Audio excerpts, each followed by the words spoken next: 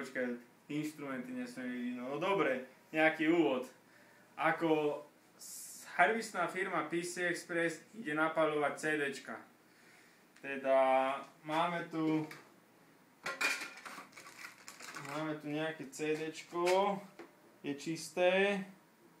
Ideme tam dať čo, nejaký Windows? Ideme tam dať nejaký Windows teda. Ideme ho napáliť. Ten Windows. Tu máš žer. Zvrchu napálime. Od spodu napálime. Máme napálené CDčko. Normálne rýchlovka. A 20 sekúnd. A inak sú aj dvojvrstvové. Takže toto je... Na to dáme ešte jedno CDčko.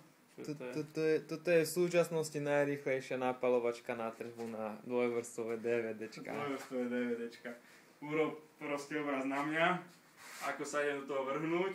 Ešte raz podotýkam, v PC Expresse sa napáľujú CDčka najrýchlejšie.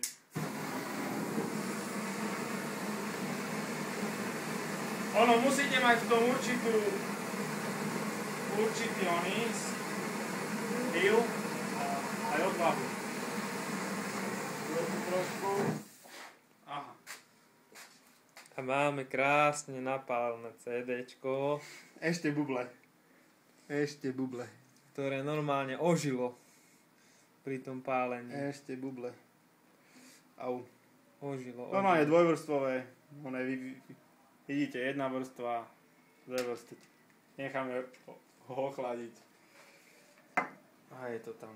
No. Takže www.pcexpress.sk, posadná číslo 11. Ste vítaní.